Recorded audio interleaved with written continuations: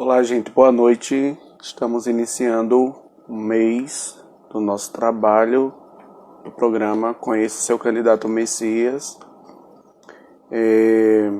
No primeiro programa tivemos o Alexandro Lima, que a gente conhece por Tio. No segundo programa nós tivemos o Nenel.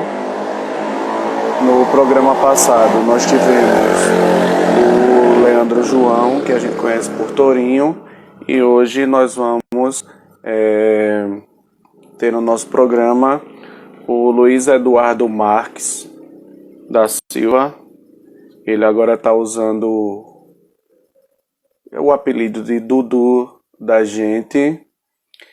Ele tem 25 anos, é agricultor, mora lá no assentamento Flor do Bosque, é casado, tem 2 filhos e está concorrendo pela primeira vez ao cargo de vereador pelo PSDB. Então, sem mais delongas, vamos convidar o Luiz Eduardo para estar presente aqui na nossa live. Vamos lá.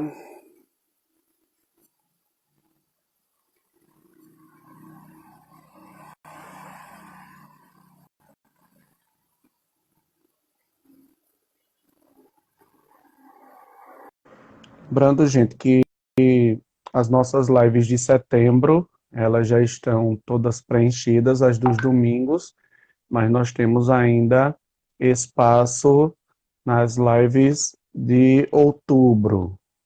A agenda de outubro está aberta para todos os candidatos que quiserem participar desse espaço. Estou aguardando o Dudu responder a solicitação. Aí, para o próximo mês, nós temos um outro Alexandro, que é conhecido por Pio, o Arnaldo Bento, o Dó Renovados e o Arnaldo da Canjica. Teremos esses 4 para o mês de setembro. E a agenda está aberta para o mês de outubro. Eduardo, eu só estou aguardando você aceitar a solicitação para a gente começar. Beijo, minha comadre, e o Verlânia Castro, minha comadre. Tá aí ligada também, nosso amigo Dó, o Idia. Boa noite, Eduardo. Boa noite, professor. Tá me ouvindo bem? Tô ouvindo bem. Tá tudo bem com você? Tudo sim. Boa noite a todos aí que estão nos acompanhando, né? Tudo bem. E vamos lá. Então, esse primeiro momento é todo seu. Para você falar um pouquinho, dar o boa noite e se apresentar para quem está lhe assistindo. Certo. Boa noite a todos. Eu sou Eduardo, tenho 25 anos. Aí Messias, conhecido como Luiz Eduardo, né? Nas redondezas onde eu moro, conhecido como Dudu. Por isso que eu aderei ao nome da minha campanha, Dudu da Gente. Sou casado, tenho 2 filhas e estou disputando as eleições de 2020 municipal como pré-candidato a vereador pelo PSDB. Tudo bem. Então, geralmente, vocês que estão assistindo antes da live ficar pronta, a gente conversa um pouco sobre a história de vida do candidato, até para a gente poder fazer perguntas que tenham a ver com aquilo que o candidato já passou. Então, Eduardo, você falou para mim que quando você era criança, muito pequeno, né, os seus parentes se mudaram para Bititinga e foram despejados, né? Teve aquele momento que a usina parou e muitas famílias foram despejadas. É até uma história bem parecida com a história do tio, né? Só que o tio veio para a cidade e você permaneceu no campo. Foi lá viver embaixo da lona preta como o pessoal do movimento fala, né? Então, desde muito pequeno, você aprendeu o que não é ter direitos mínimos. Quando a gente fala direitos mínimos, é saúde, educação, moradia, segurança. Naquele momento lá inicial, vivendo embaixo do lona preta, sendo perseguido junto com a sua família. Você era criança, não entendia muita coisa, né? Mas Isso. sentia o medo da perseguição. Como essa experiência de ser sem terra contribuiu para a sua formação como pessoa? Professor, eu costumo dizer que essa escola foi uma das melhores para hoje me tornar o cidadão que sou. E Dolorosa. isso, dolorosa. Mas foi suficiente para me mostrar como os menos favorecidos sofrem e precisam ter voz e vez. Precisam ser ouvidos, precisam ter a representação que na maioria das vezes não tem. Então, a minha história, ela é uma história, acredito que de uma grande maioria que talvez se identifique comigo, que passou por uma situação semelhante, né? Que sofreu essas perseguições na época, o tratamento de uma pessoa que entrava em prol da reforma agrária não era uma pessoa bem vista pela sociedade, então se tinha um preconceito pelos latifundiários, como também, na maioria das vezes, se tinha um preconceito com a maioria da população. As pessoas que não entendiam o que era lutar, o que era buscar pelos seus direitos, achavam-se que as pessoas que lutavam por um pedaço de terra para plantar, para ter ali, para poder dizer ali, aquilo ali é meu, não sabia o que era sofrer, né?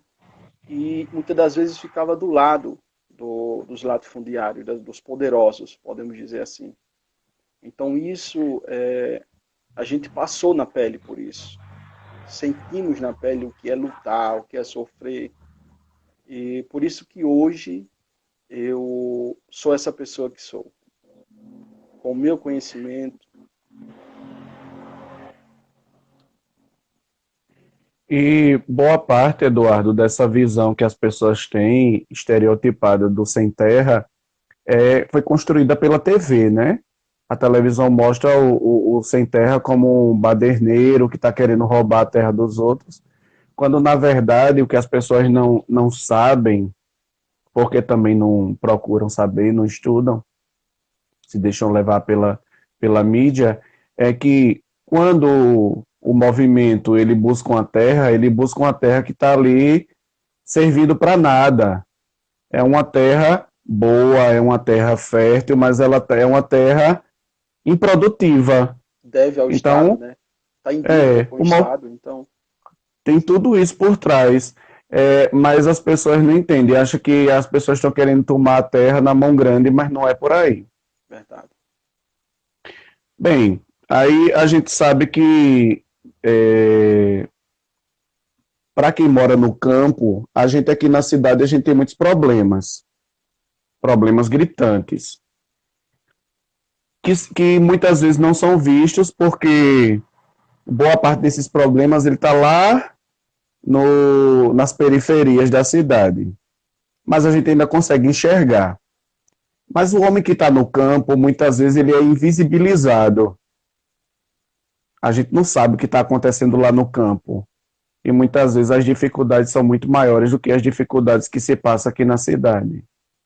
Com a diferença de que o homem do campo tem um pedacinho de terra para plantar e não passa fome. Aqui na cidade, por não ter esse espaço, mas o homem do campo não quer só comer, tem outras necessidades, né? Isso. Mesmo conseguindo terra, depois de muita luta junto com seus companheiros, ainda falta muita coisa para as pessoas do campo. Na sua visão, quais são os principais problemas do homem do campo hoje, principalmente da agricultura familiar, né? Professor, um dos maiores problemas que nós temos hoje, voltado ao agricultor do campo, ao agricultor familiar, né, ao produtor que é pequeno, ou que vive de uma cooperativa. Não posso dizer de uma cooperativa, porque a cooperativa ela tem sua certa força. Mas pessoas que plantam, né, no campo e não tem como escoar sua produção. Um dos maiores fatores é a política pública voltada a esse assunto, a como desenvolver a produção, como levar a produção do agricultor do campo, do agricultor rural, para a cidade. Como que nós devemos fazer, trazer projetos para que esse agricultor ele possa ter o dinheiro de comprar o alimento, o dinheiro de poder comprar uma roupa boa, de poder dar condições melhores aos seus filhos ou à sua família. Hoje nós temos uma invasão muito grande no nosso meio.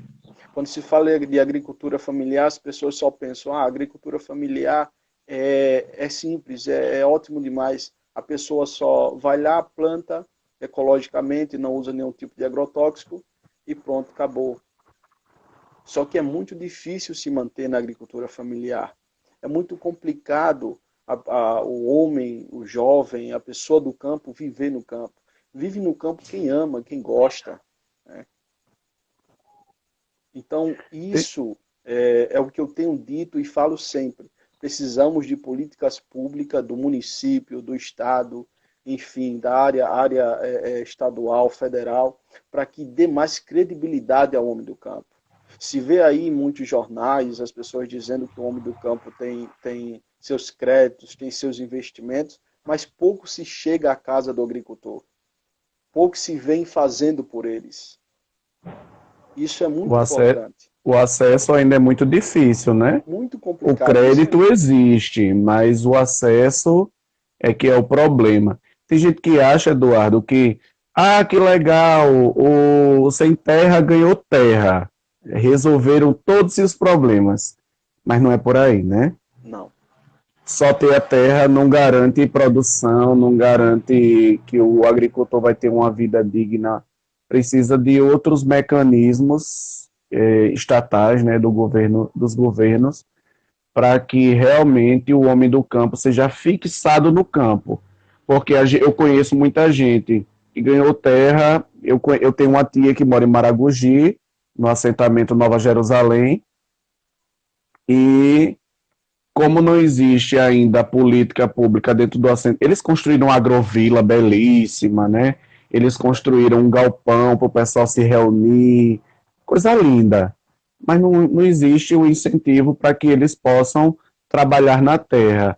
Então, a minha tia, por exemplo, e a minha irmã, que moram lá em Maragogi, elas saem para ir trabalhar nas casas de veraneio, porque não tem como trabalhar a terra que eles ganharam.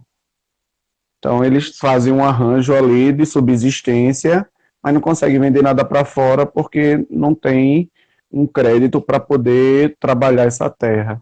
Isso, professor Sivaldo, isso dói muito na mente e no coração do agricultor. Porque o agricultor, o sem terra, que lutou para ter um pedaço de terra para plantar e produzir, ele não foi lá para ter aqueles 7, 6 hectares de terra, ter uma casa bonita dada pelo governo federal, e ele sair da sua residência, do seu chão, do seu espaço ali, do seu ambiente, para ir para a cidade para trabalhar na área urbana. Não, a paixão dele é estar lá, plantando a macaxeira, o inhame, né, produzindo as frutas, as verduras e trazendo para o município. E quando se falar em desenvolvimento, uma das coisas mais importantes que o agricultor tem vontade de ouvir falar aí dos representantes é que a agricultura familiar está dando resultado, que a agricultura familiar está trazendo desenvolvimento para o município. E todo mundo sai ganhando com isso. Porque não se ganha só o agricultor, ganha o executivo, ganha o legislativo, todos saem ganhando. Né? E nós da cidade ganhamos em qualidade, né? Produtos fresquinhos da região, sem agrotóxico, mais baratos. Com certeza. Né? Porque um dia desse eu assisti no jornal que as nossas verduras vinham da Bahia. Olha, olha o caminho que anda para chegar até aqui. Isso. E a gente tem aqui a Flor do Bosque bem pertinho, ofertando Bosque, tudo isso para nós. O Prazeres. Lajeiro, tem ali agora aquele assentamento, a Esperança ali, né, próximo ao viaduto. Todo mundo querendo produzir e trazer coisa boa para nós na cidade, mas precisa de apoio, né? Isso.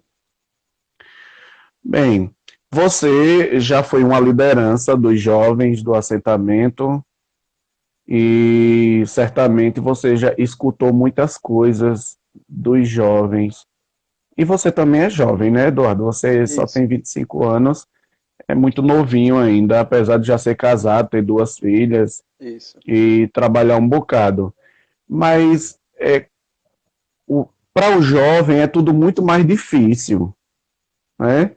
Se é jovem demais, não tem trabalho, aí quando é uma pessoa mais velha, se é velha demais, não dá mais para colocar no mercado. Mas para os jovens da cidade, eu já vejo um certo desânimo para a vida, para as coisas, aí vem droga, vem violência, enfim. Aqui na cidade eu já sei como é. Mas aí no campo, quais são as maiores dificuldades dos jovens do campo? Quais são os anseios dos jovens do campo? Professor Sivaldo, eu vou falar particularmente, acredito que isso eu vou falar em modo nacional, né? Na minha comunidade, principalmente, hoje, para vocês terem noção, se tiver 2 jovens que permaneceram desde o início do acampamento a hoje o assentamento é muito. E esses jovens não saíram, não foi por falta de oportunidade, foi porque eles tiveram a certeza no coração de que desse o que desse, o sangue podia dar na canela e não iria sair dali, do aconchego da família, não iria abandonar. Por quê? Porque quando se ganha terra, as pessoas que lutaram no início jovens já chegam cansadas quando se dá uma emissão de posse, quando já tem a terra. Então, quem é que vai produzir? Quem é que vai dar continuidade a esse projeto? São os jovens. Mas quando os jovens vão ver as políticas públicas que tem para desenvolver alguma coisa para eles, não se tem nenhuma, são zero. Então só fica ali, professor, as pessoas que são aposentadas, as pessoas que, de uma forma ou outra, passam dificuldade, mas que querem mesmo e amam estar ali, entendeu? Então, hoje nós vemos de modo geral isso aí. Poucos jovens estão nos assentamentos, poucos jovens querem estar no campo, né? Na fazenda com seus pais. Saem para fora porque lá em outro estado tem a oportunidade, né? Não tem o apoio, às vezes, porque o jovem, o senhor sabe, tem suas necessidades, né? Então, o que falta é isso, é apoio. Os jovens hoje não querem saber só de plantar e colher. O jovem quer poder sair, quer ter uma moto, quer ter um carro, né? Quer poder chamar uma namorada, um amigo para tomar um sorvete, para bater um papo no final de semana.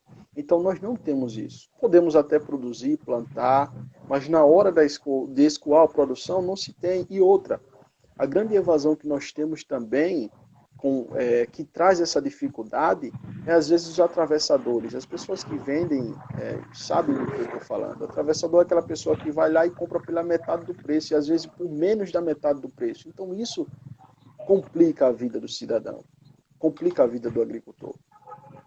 Posso dizer hoje que lá na minha comunidade são poucos jovens que estão lá. Nós temos jovens aí, temos o Anderson, que acho que foi seu aluno na época, né, que está fora. Temos o Daniel, que está em São Paulo, mas que não tirou a mente e o coração daqui do campo. Que foi por uma necessidade, que foi por uma oportunidade que teve, mas que sempre quando eu tenho contato com eles, eles falam, meu sonho, a minha vontade é poder voltar aí, mas eu tenho que arrecadar aqui para poder levar para aí. Então foi pensando nesses jovens, foi pensando nesse sofrimento, nessa dificuldade que temos, e tomei essa decisão de disputar as eleições. Não é que, como vereador municipal, eu vou poder fazer tudo, mas posso ser uma voz e posso contribuir, né, com alguns projetos, com algumas leis, para que a gente possa trazer esses jovens de volta, porque os nossos pais já estão cansados. A minha avó hoje não consegue mais a roça. Quem mantém é eu e meu tio. E posso dizer ao senhor, professor, que não é os 7 dias da semana que eu estou no campo, não. Eu tenho que também correr atrás, arrecadar um dinheiro ali, trabalhar ali uma hora para um, para outro, para poder trazer para cá e produz alguma coisa aqui, e assim vai. Então é uma dificuldade É, muito grande. é complicado mesmo. É, eu tenho muitos alunos daí da Bititinga, dos prazeres, que são meninos assim esforçados. Você mesmo foi meu aluno, né? Isso. Meninos esforçados que querem estudar, que querem mudar de vida, mas esbarra em muitas dificuldades, né? Se na cidade nós já temos dificuldades enormes, o Isso aí. campo ele também tem as suas limitações, mas que precisa de políticas públicas para isso. E falando em educação, Eduardo, você sempre foi um aluno bem aplicado, né? Teve que Certo. dar uma paradinha nos estudos, porque a família, quando a gente forma família, influencia um bocado, precisa trabalhar, né? Isso. Não é fácil manter família. Você deu uma paradinha nos estudos, depois retornou, concluiu os estudos. Mas qual o peso? Eu pergunto muito essa história da educação, porque é a minha praia, né? Claro. Então, de certa forma, eu preciso puxar a sardinha para minha brasa também. O que a educação trouxe de benefício para a sua vida? Uma das coisas melhores que nós temos hoje, conhecimento. Conhecimento. O saber que quais são os meus direitos, o que eu posso falar, o que eu não devo falar, aprender a respeitar o próximo, a contribuir com a população. A minha educação foi uma das melhores. Sempre estudei em escola pública. A melhor coisa do mundo, estudar em escola pública. Comecei a estudar ali naquele colégio Ildefonso em Bititinga. Tive professores maravilhosos. Né? A Sula, que até hoje acredito que ainda é coordenadora lá. É a diretora. Diretora, né? Tive como professora a Magda, a Eunice, a Mauricélia. Confesso, professor, que no início dos meus estudos dei muito problema. Minha mãe é quase todos os dias na escola. Mas chegou um momento na minha vida em que eu mesmo parei para refletir e percebi que teria que mudar, teria que ser uma pessoa diferente. Então, os Mas também, estudos. Eduardo, veja só, dá até para entender, desculpe interromper você, Ah, mas dá até para entender, Eduardo, porque depois de ter passado por tantas dificuldades, por tantos problemas, imagine a sua cabeça como não era isso. a mil com tanta coisa, né? Professor Sivaldo, Mas para se ter ideia, às vezes eu deixava de estudar para ir com a minha avó, que ela iria limpar mato, né? Na época, a gente aqui ao nosso redor era tudo cana de canavial, né? Cana de açúcar. E a minha avó ia trabalhar de manhã, às vezes não deixava a comida. Aí quando ela não podia, não tinha como deixar, ela me levava para lá e eu ficava o dia todinho esperando ela debaixo de uma árvore, ela trabalhando lá para fazer o sustento. Então eu passei muito por isso. Me levantava às 5 horas da manhã, às vezes a gente saía 4:30 da manhã. Um terrível, um frio da gota danado. Quando imagino. voltava, já era entre meio-dia, 2 horas da tarde. E às vezes meu tio tinha uma bicicleta, ia de bicicleta. A gente já tivemos muito livramento de não levar um acidente na beira da pista, porque às vezes os carreteiros não respeitavam quando a gente chegava próximo ao acampamento.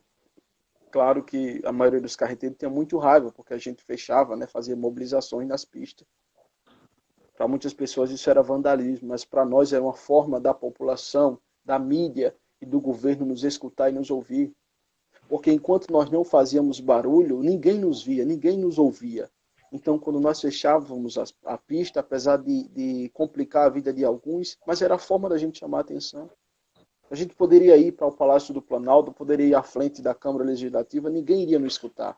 Quando nós fechávamos a BR, o pessoal vinha à mídia e começava a filmar e fazia aquela cena da mídia, né, de sempre, de colocar o Sem Terra como o vilão da história. Então esse sofrimento aí foi me levando e eu estudando, aprendendo, entendendo qual era o meu papel dentro da sociedade. E hoje, como pessoa, como pai, eu quero transmitir isso para os meus filhos, para as minhas duas filhas. A minha esposa também presenciou, passou por essas dificuldades, né? A gente se identifica muito porque eu casei com uma pessoa que é do campo, que é agricultora também, e sabe qual é a dificuldade de um agricultor, sabe qual é a necessidade que nós passamos. Enfim, a gente estudou ali em Delfonso, depois a gente foi para Messias, foi aí que a gente começou a se envolver mais com a comunidade, porque antes, professor, logo no início, quando a gente estudava em Bititinga, algumas pessoas ficavam rindo da gente, ficavam esculhambando a gente. Não era todas, mas algumas pessoas de má fé fazia isso. Então, quando a gente foi para Messias, a gente encontrou algumas dificuldades, né? Algumas pessoas da cidade que de a gente como o Zé da Grota, olha os sem terra, olha os fazendeiros e tal. E a gente, para mim, aquilo ali era motivo de orgulho, época de inverno, acho que o senhor já presenciou muitos meninos chegando com o tênis todo melado, e a gente sempre queria chegar todo mundo, né, limpo, sem chegar Limpinho, com os pés. arrumado, né? Isso. E a gente chegava, né, sempre assim na cidade. Isso foi me ajudando, me tornando uma pessoa é, mais desenvolvida, né, dentro do conhecimento, e eu fui partilhando isso com as pessoas e adquirindo conhecimento com os meus professores. Tive professores ótimos, como o senhor, professor Wellington, de filosofia, professor William, professor William, né, o William de filosofia, né, o Wellington, acho que na Filame época era de Júnior. história. Isso.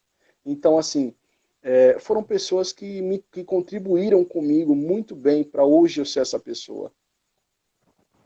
Muito bem. Traziam pautas para dentro da sala de aula que nos ajudavam em muito. Eu lembro uma época que um professor de geografia, ele falou sobre a reforma agrária e teve um dos alunos que levantou-se e disse assim: ah, mas são um bando de vagabundo. Sem terra são pessoas que não prestam. E aquilo ali me subiu uma raiva muito grande, professor. Eu levantei a mão, o professor me deu a oportunidade, eu disse: epa, não é assim não. Quem de vocês aqui é com terra? Ninguém levantou a mão, ninguém se pronunciou. Todo mundo aqui, nós somos sem terra. O professor disse: concordo com você, Eduardo. Agora, o fato de vocês terem algo ou alguma coisa a mais que os outros não lhe dá respeito nem a permissão de você querer ser melhor que ninguém. Nós estamos aqui no meio de uma sociedade, nós temos que aprender a contribuir, né? A entender que a sociedade ela tem que aceitar, ela tem que partilhar as ideias e o conhecimento, e jamais, professor, a gente querer ser superior a alguém. Então, Verdade. foi a partir daí que eu vim entendendo e vim percebendo que a gente precisava e precisa, professor, trazer esse conhecimento para a população. A população precisa saber que o agricultor do campo é um ser humano, é uma pessoa de bem também, é uma pessoa que produz o alimento para a comunidade. Porque quando se fala em agricultor, o povo já diz: ah, ele é quem planta a batata, o inhame que eu como, a macaxeira, a banana. Mas aquilo ali é momentâneo e depois não se dá o devido valor, Verdade. né? Eu tenho excelentes alunos da zona rural, né? Do campo, é, tanto da Bititinga quanto dos Prazeres. Tenho alunos que me dão muita alegria. Gostaria de citar só alguns. O, como é o nome dele? O Marcos, que mora aí Do na Bosque. Flor do Bosque, que faz Excelente curso de pessoa. agronomia. Menino maravilhoso, né? Hoje está fazendo curso de agronomia e justamente para contribuir com o campo, né? Bom Porque eu campo. tenho certeza que todo o conhecimento que ele está tendo lá na universidade, ele vai trazer para o campo. Professor O Sivaldo, José Araújo. Oi. só segurando o Ah, senhor um momento. sim, Eu estava esquecido do Marcos. O Marcos, para mim, é um exemplo de pessoa. Marcos, muito praticamente, eu e ele inteligente. somos irmãos. Muito inteligente mesmo. Humilde. Humilde, professor. Não se sente Verdade. superior a ninguém.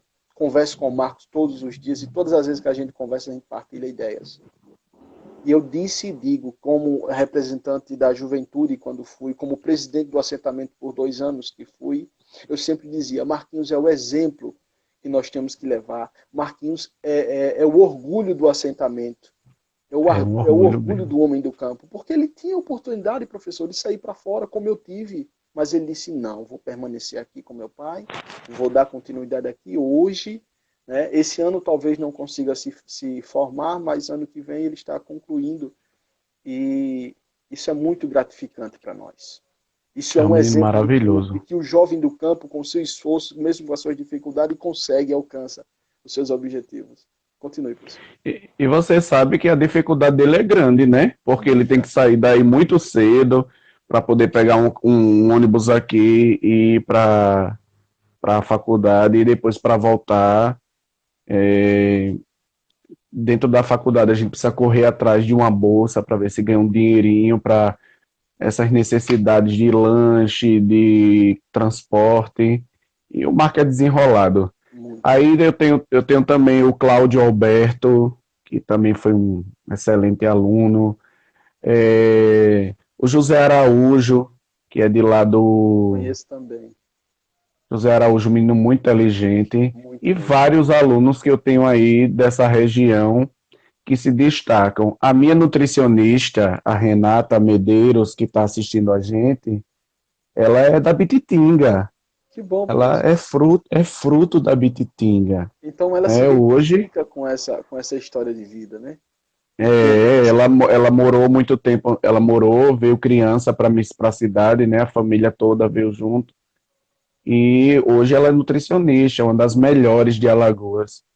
Então, o campo, ele dá muitos frutos, além da banana, do inhame, da macaxeira, das frutas e das verduras, ela também dá frutos lindos, que são pessoas que produz, querem transformar o mundo, né? produz homens e mulheres de bem, né? Que O tio contribuem com a também, o sociedade. tio aí tá dizendo, eu também sou fruto da Bititinga. A Bititinga só tem coisa boa para dar para Com nós. certeza, com certeza. E professor, eu posso dizer que quando eu falo, meu amigo tio, é, de Flor do Bosque, Prazeres e Lajeiro, eu quero até corrigir, professor, que Bititinga também se enquadra, porque é área rural. Né? E eu vejo muitos cidadãos de lá, os moradores hoje atuais, plantando, contribuindo para o bem.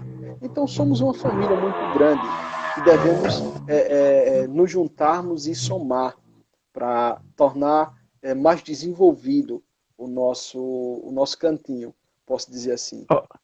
O Dó tá dizendo que é da Bititinga também, é. É Muito bem, muito, tem um monte de gente, professor. a Então tem uma galera boa. representação boa, isso aí. Você vê que hoje nós temos muitos ex-moradores da Bititinga que foram despejados, né? Depois que a usina fechou, muita gente saiu de lá, muita gente foi despejada e veio para a cidade. Então, tem um pouquinho da sua história e muita gente aqui de Messias. Então, a nossa próxima pergunta é com relação à política, né? Hum, Eu pergunto para todos os candidatos, porque a gente vê uma descrença muito grande na política. A gente sabe que a política, a nossa vida é política, tudo é política. Tem gente que diz, eu não gosto de falar de política, mas não adianta você não gostar de falar de política, porque quem gosta vai falar e vai fazer política por você. isso. Então, muita gente não acredita mais. E o que você diria para essas pessoas que perderam a esperança na política?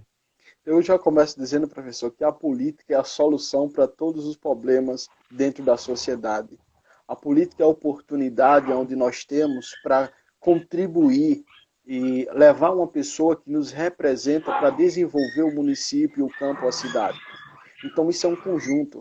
A política não é a praga do sistema, da situação. A praga da situação é pessoas que a gente confia que vai nos representar e quando se tem o poder nas mãos, esquece, né, da onde veio, esquece do o que iria representar, esquece os projetos que tinham. Então nós precisamos contribuir para o bem. Como? Analisando as pessoas, deixando de vender seu voto, porque essas pessoas que chegam no seu lar, na sua casa, comprando, você já está contribuindo com essa pessoa para que ela seja o lado podre da história da política. Política se faz com sinceridade, política se faz com integridade. A política é a solução de todas as coisas. E quando a pessoa diz que não gosta de política, essa pessoa está completamente errada. Por quê? Porque ela tem política dentro do seu lado, ela tem política se ela é uma pessoa religiosa, ela tem política dentro da área da saúde, da educação, enfim, tudo. Quando nós chegamos na escola, quem nós prestamos continência? Ao porteiro. E do porteiro vem a diretora, da diretora os auxiliares, ao professor, enfim. Isso é uma política, isso é uma democracia. Né? Isso é uma hierarquia. Na igreja a mesma coisa, tem um pastor, tem um padre, tem um diácono, tem um obreiro. Então nós vivemos política, como o senhor citou aí. E nós devemos acreditar e confiar. Nós só podemos mudar ao nosso redor, o nosso mundo, se nós acreditarmos em pessoas que podem nos representar. Gente, lembrando que essa pessoa, se ela não cumprir com o que ela falou, ela não vai ser imune. Na próxima eleição, ela não sair, não. A gente deixa de votar nessa pessoa e contribui para que outra. Nós temos que acreditar. Há um ditado muito popular que diz assim, a esperança é a última que morre. Nós precisamos acreditar nisso. Nós precisamos confiar que dentro da política, que dentro desse meio político, nós podemos levar pessoas ao legislativo, ao executivo, né? Ao Estado federal, ao estadual, que possam contribuir para o bem, que possam trazer políticas públicas e que nós se identifiquem com isso. E juntos nós podemos ser, olha, eu coloquei fulano lá, eu votei em fulano, e fulano está sabendo bem representar. Fulano está contribuindo para que o município se torne mais desenvolvido, para que o Estado se torne mais desenvolvido. Nós precisamos, professor, contribuir com isso. A política é isso. A política não é a podridão do mundo. A podridão do mundo é as pessoas que vendem seu voto, as pessoas que contribuem para que a política se torne o lado sujo. Então, como a hashtag acredito dessa eleição, que eu vejo muito nas postagens, é hashtag seu voto tem poder. Então, verdadeiramente, o nosso voto tem poder para tirar, para colocar, para dizer não, para dizer sim. E mesmo assim, gente, se a gente colocar uma pessoa para ser representante, dentro de 2 anos, 3 anos, se a pessoa não quiser contribuir, nós vai lá na Câmara dos Vereadores, né? Como eu vejo pessoas indo para reclamar, para dizer que a sua população está insatisfeita. Então, nós temos que ter, sim, pessoas na política. A política tem que participar do nosso dia a dia. Nós temos que debater política, professor. Porque se nós não debatermos política, nós não vamos saber a real situação ou o problema da nossa comunidade. Nós não vamos saber por qual caminho nós vamos andar, né? Por onde nós temos que ir para que a solução seja resolvida. Então, portanto, eu digo, professor, a política é a solução. A confiança é a Verdade. solução. Então, você analisa a pessoa, vê a característica, se identificou, dá um voto de confiança. Porque com a sua ajuda, com a sua pessoa, né, você acreditando que aquela pessoa pode contribuir para o bem, essa pessoa pode fazer alguma coisa pelo município, pelo Estado. Então, nós temos que confiar e acreditar que a política é a solução. Para de demonizar a política e perceber Isso, que ainda existem pessoas boas, né? com certeza. É, em todo lugar existem pessoas boas e ruins. Na política não podia ser diferente. Na política nós temos pessoas boas e ruins. O problema é que muitas vezes a oportunidade é dada para as pessoas ruins, não Isso para as aí. pessoas boas. E, Porque o que vem logo na boca de muita gente é: mas fulano não tem dinheiro. Coloca logo o dinheiro na frente. Se a gente colocasse as características da pessoa, o conhecimento, às né, vezes, o né? conhecimento, aquela pessoa tem caráter, é uma pessoa boa, é uma pessoa que trabalha pela comunidade, provavelmente nós teremos melhores políticos. Isso. Mas as pessoas dizem: não, mas fulano tem dinheiro, então vamos votar em fulano porque fulano tem dinheiro, Verdadeiramente. né? E, Aí e essas depois quebra a pessoas, cara. e Porque o essas próprio, o pessoas próprio político, ele olha para a pessoa e diz bem assim: ah, mas eu comprei teu voto, eu não tenho não mais tem, compromisso com você. não tem nenhum compromisso com essa pessoa. Verdadeiramente não se tem nenhum compromisso com essa pessoa, professor. Porque essa pessoa está vendendo o seu voto por 50, 100 reais, 1 milhão de tijolo, um saco de cimento. E quando o senhor, um exemplo, o senhor é candidato e o senhor chega até mim e diz, Eduardo, preciso do seu apoio, eu tenho políticas públicas, eu quero trazer projeto, eu quero desenvolver o município, e eu te dou um voto de confiança, eu acredito que o senhor vai resolver algumas coisas, e o senhor chega lá no poder, na Câmara Legislativa, e eu não vejo nenhum projeto teu, então eu posso chegar no senhor um dia que eu te topar na rua, ou quando o senhor vir de novo à minha casa, eu dizer, eu contribuí, eu te ajudei, mas você não fez nada. Então, portanto, eu não tenho nada com você. Eu vou acreditar em uma pessoa que pode fazer alguma coisa. Tudo bem. E, na sua opinião, qual é a importância do homem e da mulher do campo para a manutenção do país? A política municipal tem feito algo para manter o homem e a mulher no campo produzindo? Professor, eu posso dizer ao senhor que muito pouco tem contribuído. Muito pouco próximo a mais ao zero do que para um. Porque se tivesse desenvolvimento, se tivesse, como eu já venho falado, política pública voltada para a comunidade rural, para a área rural, hoje as pessoas, ou talvez até as pessoas os jovens que tinham viajado, estavam voltando para suas casas, estavam vendo seus pais todos os dias, estava contribuindo para o desenvolvimento do lote, né? Para o desenvolvimento da família, para o desenvolvimento do município. Hoje, o único projeto que tem voltado a, não sei se em todo o município, mas em alguns, quando chega de ano em ano, o cara vai lá, tira uma foto com alguns agricultores e coloca nas redes sociais como a agricultura familiar está indo bem, como o município vê mesmo a agricultura familiar, onde que isso não é verdade.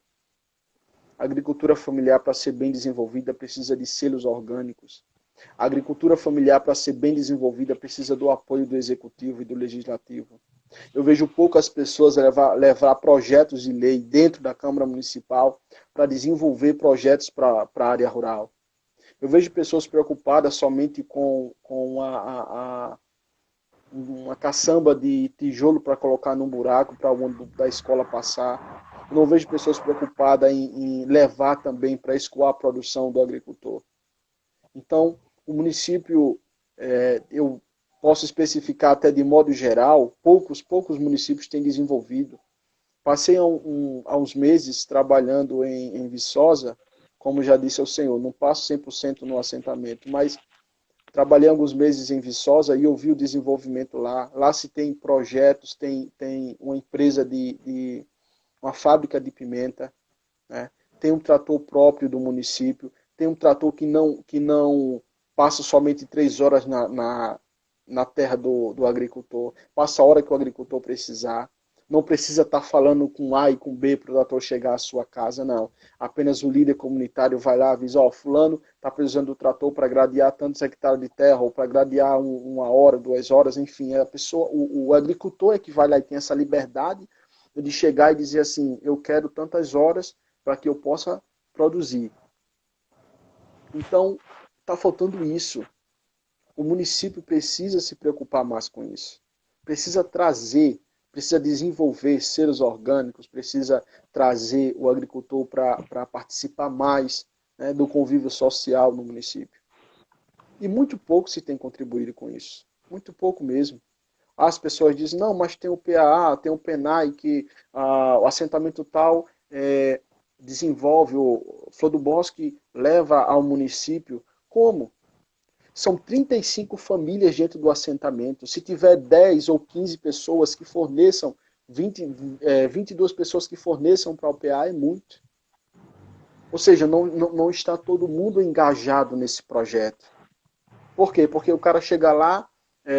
outra coisa, professor, não se tem técnico agrônomo.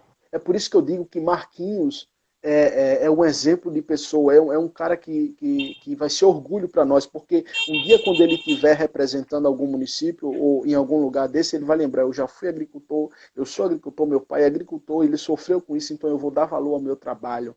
Né? Olha, pelo menos, Eduardo, os técnicos agrícolas, nós temos muitos alunos aqui da cidade fazendo o curso de agropecuária, o curso técnico no IFAL, em Satuba, e esses meninos poderiam ser absorvidos, né, Com para certeza, trabalhar, com para certeza. estagiar nos Pessoas, assentamentos do município. Nós temos pessoas, muitos alunos que fazem agronomia na UFAL. E já poderia utilizar esses alunos de agronomia também para estar dando esse apoio técnico para o homem do campo. isso aí, pessoas, professor, que possam entender a necessidade do campo.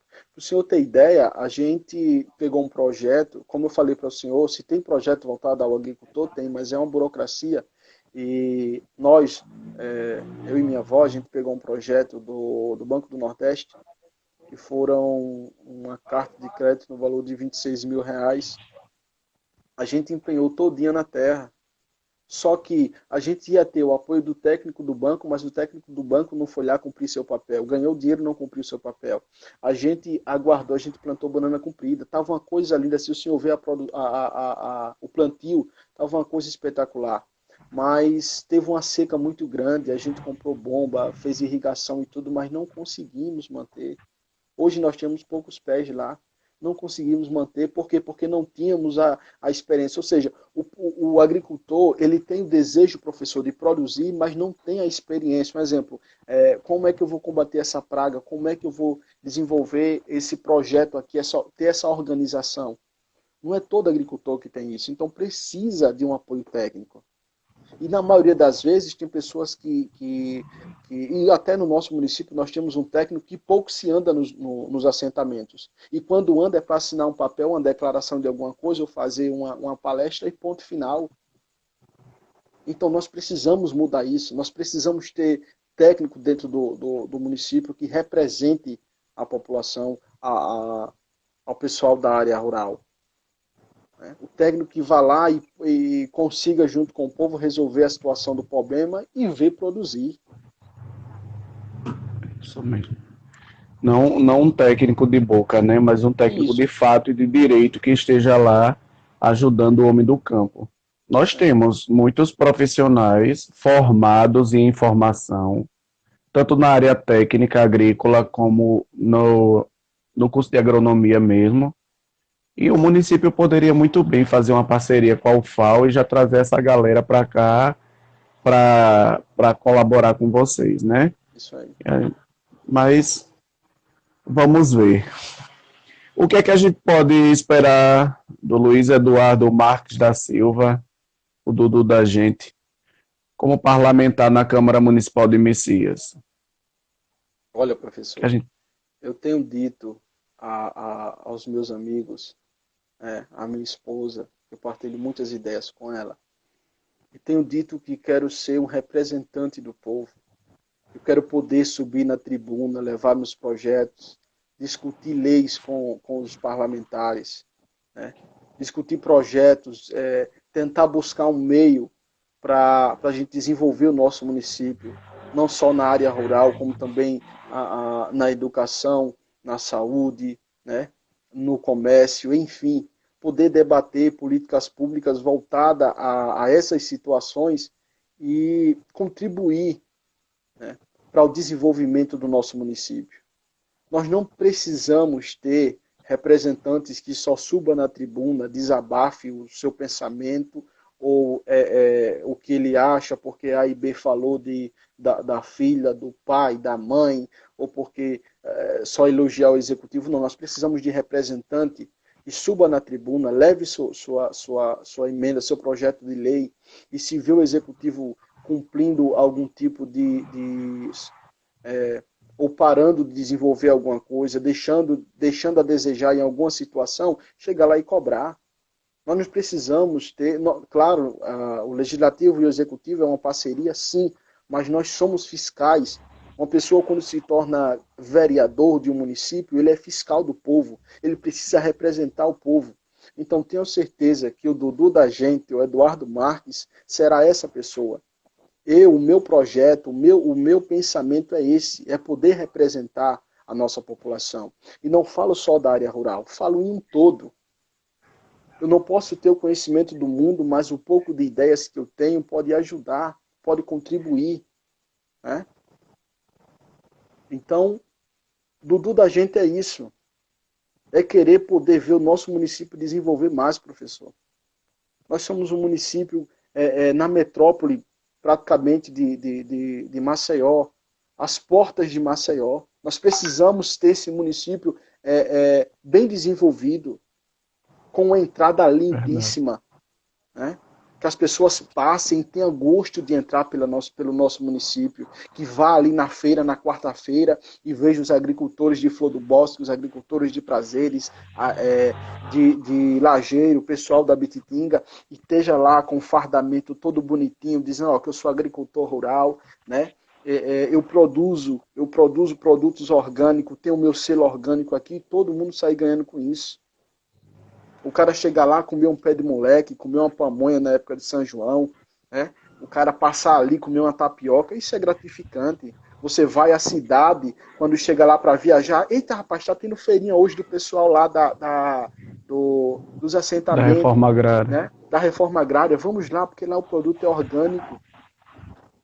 Então nós precisamos levar esses projetos para a Câmara do município.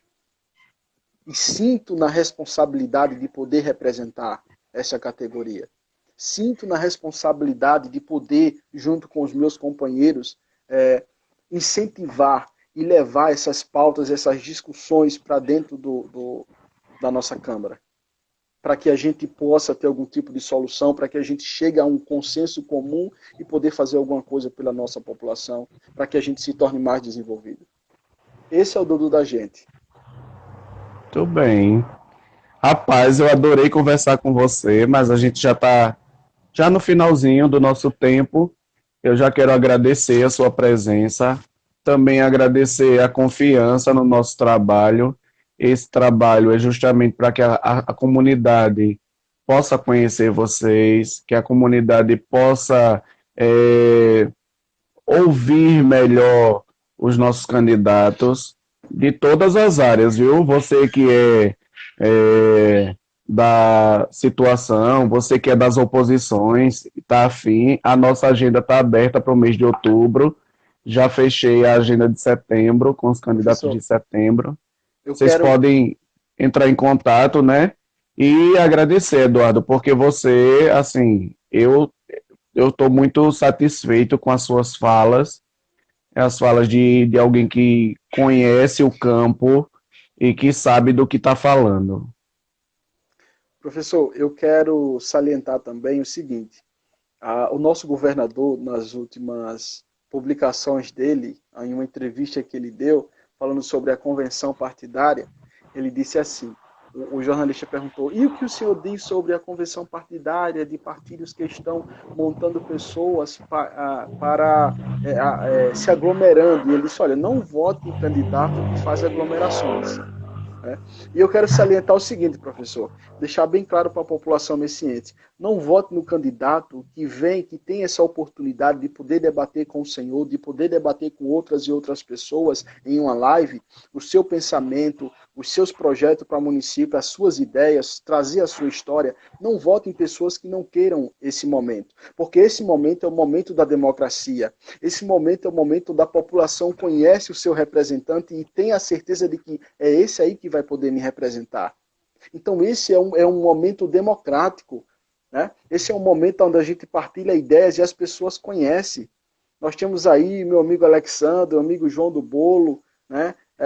Essa menina que o senhor falou aí, que era de Bititinga, enfim, várias pessoas estão aqui nos acompanhando, e isso é gratificante, isso é muito importante. A população precisa saber, ouvir e escutar os representantes, as pessoas que estão disputando as eleições, para que elas se identifiquem e para que elas acreditem que a política, como eu já tenho dito, é a solução para o nosso problema. Muito Quero obrigado. agradecer, quero agradecer pela oportunidade de poder estar falando com o senhor, né? Admiro muito como pessoa, né, como professor, venho vendo o seu trabalho, um trabalho muito importante, aproveitando esse tempo de quarentena e trazendo a informação para a nossa população, né, trazendo conhecimento para a nossa população. Eu percebo nas suas redes sociais que o senhor não somente traz esse tipo de live, né, das eleições, como também outros projetos, outros pensamentos. Isso é muito importante. Quero, do fundo do meu coração, agradecer ao Senhor, né, tirar uma palhinha também para agradecer a minha esposa, que me ajudou muito nesse momento.